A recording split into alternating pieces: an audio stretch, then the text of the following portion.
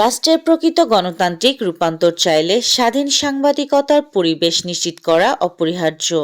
বিগত বছরগুলোতে সংবাদ মাধ্যম বিভিন্নভাবে নিয়ন্ত্রিত ও নিপীড়িত হলেও ২৪-এর গণ অভ্যুত্থান পরবর্তী বাংলাদেশে মানুষ নতুন আকাঙ্ক্ষা নিয়ে জেগে উঠেছে। এই নতুন বাংলাদেশে উগ্রবাদ মোকাবেলা এবং গণতন্ত্র পুনরুদ্ধারে রাজনৈতিক দল ও সংবাদ মাধ্যমকে কাঁধে কাঁধ মিলিয়ে কাজ করতে হবে। ভোটার ও প্রার্থীদের নিরাপত্তা নিশ্চিত না হলে অবাধ, সুষ্ঠু ও গ্রহণযোগ্য নির্বাচন সম্ভব নয় বলে মন্তব্য করেছেন বরিশাল ৩ বাবুগঞ্জ মুলাদী আসনের ১১ দলীয় জোটের প্রার্থী ও আমার বাংলাদেশ এবি পার্টির সাধারণ সম্পাদক ব্যারিস্টার আসাদুজ্জামান ফুয়াদ। ১২ জানুয়ারির মধ্যেই ত্রয়োদশ জাতীয় সংসদ নির্বাচনকে সামনে রেখে জোটের চূড়ান্ত আসন বণ্টনের ঘোষণা আসবে বলে জানিয়েছেন এনসিপির আহ্বায়ক নাহিদ ইসলাম।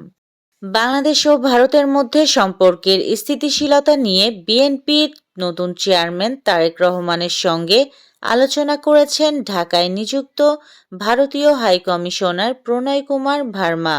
দলের নতুন চেয়ারম্যান নির্বাচিত হওয়ায় তারেক রহমানকে স্বাগত জানিয়েছেন ভারতের প্রধানমন্ত্রী নরেন্দ্র মোদি। তারেক রহমানের নেতৃত্বেই আগামী বাংলাদেশ বিনির্মিত হবে বলে প্রত্যাশা করেন ভারতের প্রধানমন্ত্রী। ২০২৫ সাল জুড়ে ট্রাম্প প্রশাসনকে ঘিরে ইউরোপীয় নেতাদের লক্ষ্য ছিল একটাই, যুক্তরাষ্ট্রকে ইউরোপের নিরাপত্তা কাঠামো, ইউক্রেন যুদ্ধ এবং ন্যাটোর সঙ্গে যুক্ত রাখা।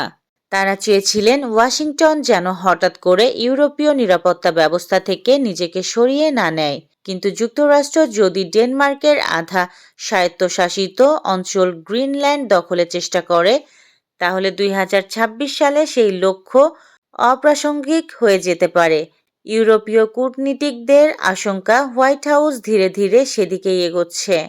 নিউজিল্যান্ডের বিপক্ষে ৩ ম্যাচের ওয়ানডে সিরিজে খেলবে ভারত ক্রিকেট দল।